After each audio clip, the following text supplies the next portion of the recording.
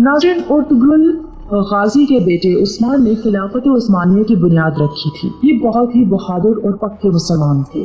इन्होंने 650 साल तक अपने उसूलों की वजह से हुक्मरानी की और खिलाफत चलाई। मुसलमानों और इस्लाम का झंडा उन्होंने हमेशा बुलंद रखा। जंगें लड़कर बहुत सारे इलाके फतह और इस्लाम को और बहुत सारे इलाकों में फैलाया, लेकिन इसके बाद फिर सल्तनत उस्मानिया पर ऐसा ज़वाल आया कि तुर्क कौम को मुआहिदा लवाज़िम में बांध दिया गया और 100 साल के बाद अब वो मुआहिदा ख़त्म होने जा रहा है। जब उस्मानिया खिलाफत का खात्मा हुआ तो बरतानिया ने अपने साथियों के साथ मिलकर तुर्की को मजबूर किया कि वो अपने हुदूद के अंदर ही बंद हो जाएं और चंद शराइत भी रख दी गई, जिनको आज भी फ्रांस की पार्लियामेंट में तहरीरी तौर पर महफूज रखा हुआ है। ये मुआहिदा जिन शराइत पर हुआ वो चंद शराइत ये हैं कि खिलाफत उस्मानिया ख़त्म कर दी जाएगी। खिलाफत उस्मानिया जब ख़त्म हुई तो इसके जानशीनों को कत्ल किया गया, उनको जलावतन कर दिया गया और उनके असासजात जब्त कर दिए गए। ये असासे जब जब्त किए गए तो 3 बराज़मों में बेशुमार दौलत थी, जो कि सारी ही बरतानिया और उसके दोस्तों के पास चली गई। इसके बाद तुर्की को एक स्कॉलर रियासत बना दिया गया और उसमें से इस्लाम को ख़त्म कर दिया गया और खिलाफत के ऊपर पाबंदी लगा दी गई। इसके बाद एक और पाबंदी ये लगाई गई कि तुर्की पेट्रोल नहीं निकाल सकता, यानी तुर्की ना तो अपने मुल्क से और ना ही अपने बाहर किसी दूसरे मुल्क से कोई मादनियात निकाल सकता है। नाज़रीन, ये बहुत बड़ी ज़्यादती थी क्योंकि तुर्की की ज़मीन के अंदर तेल मौजूद है, इसके बावजूद वो दूसरे ममालिक से तेल खरीदने पर मजबूर है। तुर्की के पास एक बॉस्फोरस समुद्र है और साहिल समुद्र एक बहुत ही ज़बरदस्त बंदरगाह है। इसको बैनुल-अक़वामी करार दिया गया है, मतलब कि यहाँ के कोई भी अपनी मर्जी से आ जा सकता है और तुर्की किसी से भी टैक्स नहीं ले सकता। दोस्तों, ये बहुत बड़ी पाबंदी थी जो कि तुर्की पर लगा दी गई थी। स्विस कैनाल को दुनिया भर की रीढ़ की हड्डी समझा जाता है। इसी तरह बॉस्फोरस तजारत के हवाले से दूसरी सबसे अहम जगह है और आने वाले वक्त में ये पहले नंबर पर आ जाएगी। अगर आपने कभी उम्रा या हज किया हो तो आप वहाँ पर तुर्कों को उम्रा और हज पर आते हुए देखें तो उनके हाथ में एक नक्शा होता है, क्योंकि उन्होंने लंबे वक्त तक हिजाज मुक़द्दस का कंट्रोल अपने पास रखा। यानी खिलाफत उस्मानिया में सऊदी अरब का इलाका तुर्कों के कंट्रोल में था। तुर्क कौम ने कई 100 साल तक मदीना और मक्का में आने वाले लोगों की मेजबानी की। इस जगह से इनका इतना ज्यादा लगाव है कि जब भी सऊदी अरब वहाँ कोई तब्दीली करता है तो मुआहिदे के मुताबिक तुर्की कौम एक पत्र तुर्की वापस ले जाकर एक बहुत बड़े म्यूजियम में सजाकर रखते हैं, ताकि उन लोगों को याद रहे कि अल्लाह ने खाना काबा और मस्जिद नबी की मेजबानी की जिम्मेदारी उनके पास 600 साल तक रखी। तुर्क मक्का या मदीना जाते हैं तो उनके पास नक्शा होता है और उनको इस नक्शे को देखकर पता चलता है कि कौन से सुहाबा का घर कहाँ है। पिछले 100 सालों से तुर्क खाना काबा में अल्लाह से रो रोकर ये दुआ करते हैं कि ए अल्लाह, हमसे नाराजगी खत्म कर दे, जो मेजबानी का शर्फ हमें दिया था वो हमको वापस दे दे। तुर्क सदर रजब तय्यिब एर्दोगान ने एक मुल्की कॉन्फ्रेंस इस बात का इजहार भी किया था कि मुआहिदा लवाज़िम के खत्म होने के बाद वो मक्का और मदीना का कंट्रोल वापस लेने के ख्वाहिशमंद हैं, जबकि ये तासुर भी पाया जाता है कि तय्यिब एर्दोगान इस कंट्रोल को हासिल करने के लिए सऊदी अरब पर भी चढ़ाई कर सकते हैं। ताहम ये बात तो नाज़रीन आने वाला वक्त ही बताएगा। अगर इस बात से हटकर गैर जानिबदार माहिरीन की राय ली जाए तो वो बिल्कुल मुख्तलिफ है।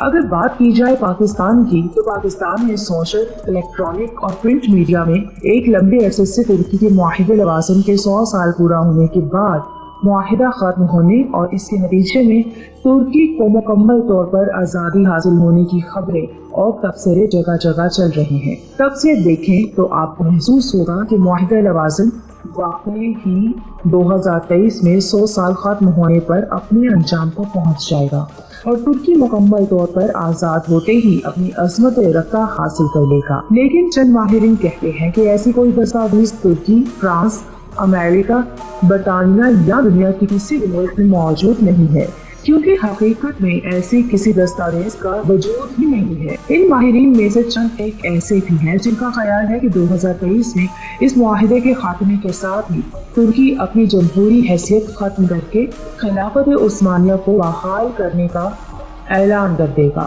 اس کی دلیل کچھ یوں بھی دی جاتی ہے کہ ترکی نے جب خود ہی اس معاہدے پر دستخط کیے، وقت خلافت عثمانیہ کی حدود میں واقع تمام ممالک یعنی شام، عراق، لبنان اور سعودی عرب کو الگ الگ آزاد ریاست کے طور پر تسلیم کر لیا گیا، اور اب یہ تمام ممالک اب اقوام متحدہ کے رکن نہیں ہیں۔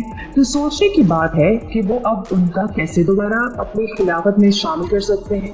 دوسری اہم بات، ترکی اب ایک جمہوری ملک ہے، اور اس جمہوری ملک میں تمام ادارے کا نظم و نسق جمہوریت یا ڈیموکریسی کے اصولوں کے مطابق ہی چلایا جاتا ہے۔ پاکستان کے ماہرین بھی اس بات کا دعویٰ کرتے ہیں کہ طیب اردگان 2023 میں پھر سے صدر منتخب ہو کر ملک میں خلافت بحال کر دیں گے۔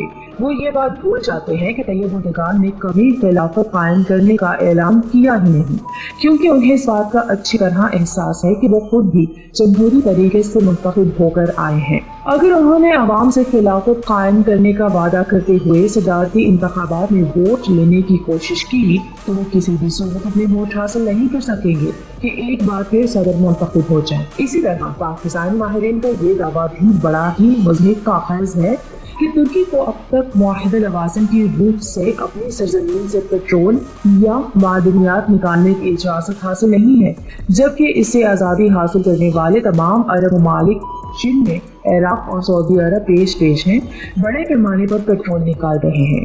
ان کے لیے عرض ہے کہ معاہدہ لوازم 143 شقوں پر مشتمل ہے۔ کیا انہوں نے اس لوازم امن معاہدے کی تمام شقوں کا جائزہ لیا ہے؟ میں یقین سے کہہ سکتی ہوں کہ نہیں، کیونکہ ان شقوں میں ایسی کوئی شق شامل نہیں ہے، اور ماہرین صرف سنی سنائی باتوں پر ہی یقین کرتے چلے گئے۔ ترکی اپنے قیام سے اپنے قدرتی وسائل خاص طور پر تیل اور معدنیات کے حوالے سے خود مختار ہے، بلکہ جہاں تک معدنیات کی تلاش کا تعلق ہے تو ترکی دنیا میں وہ واحد ملک ہے جہاں سے بڑے پیمانے معدنیات جو زیادہ تر توانائی کی ضروریات پوری کرنے کے لیے استعمال کی جاتی ہیں کو دنیا کے مختلف ممالک میں برآمد کیا جا رہا ہے، اور معدنیات میں ترکی اس وقت 73% پیداوار کے ساتھ پہلے نمبر پر رہتا ہے، اور دنیا کی بوٹ کی 69% ضروریات کو اکیلا ہی پورا کرتا ہے۔ اس کے علاوہ ترکی میں بڑے پیمانے پر تانبا، کوئلہ، سونا، کرومیم، میگنیشیم، مرکری، لوہا، نمک اور دیگر معدنیات کو بھی نکالا جا رہا ہے۔ دوستوں، خلافت عثمانیہ جس نے 10 اگست 1920 میں معاہدہ سیورس سخت شرائط کو قبول کرتے ہوئے اپنی سرزمین کے بڑے حصے جس میں شام، عراق، تیونس، الجزیرہ، لیبیا اور سعودی عرب جیسے ممالک کو 3 مغربی ممالک برطانیہ، فرانس اور اٹلی کے حوالے کر دیا تھا، جس پر عوام نے اس معاہدے کو مسترد کر دیا، بلکہ سلطان کے خلاف بغاوت بھی کرتے ہوئے غازی مصطفیٰ پاشا کی قیادت میں عوامی فوج تشکیل دی اور ملک میں جنگ آزادی کا آغاز کر دیا۔ ملک کی آزادی کے جذبے کے ساتھ لڑی جانے والی جنگ نجات کے دوران اتحادی ممالک کو کئی ایک محاذوں جن میں مارکہ چنراغ بھی شامل ہے، اس میں شدید اذیت اٹھانی پڑی۔ ان فتوحات کے ہی نتیجے میں اتحادی ممالک اتاتورک کے ساتھ مذاکرات کرنے پر مجبور ہوئے۔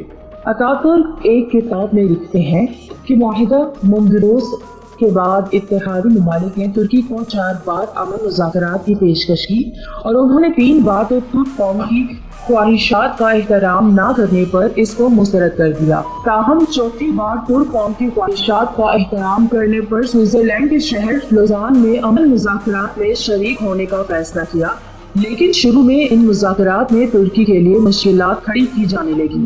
ان مذاکرات کا بائیکاٹ کر دیا گیا، جس پر دوبارہ شروع ہونے والے سخت مذاکرات میں جولائی 1923 میں لوازم کے رومن پیلس لوازم امن معاہدہ طے پایا، جسے اس دور میں ترک زبان میں لوازم صلاح نامہ سے یاد کیا جانے لگا۔ اس معاہدے پر ترکی، برطانیہ، اٹلی، فرانس، یونان، رومانیہ، بلغاریہ، پرتگال اور بیلجیم کے نمائندوں نے دستخط کیے، اور اس وقت سے اس معاہدے سے اس پر عمل جاری ہے، اور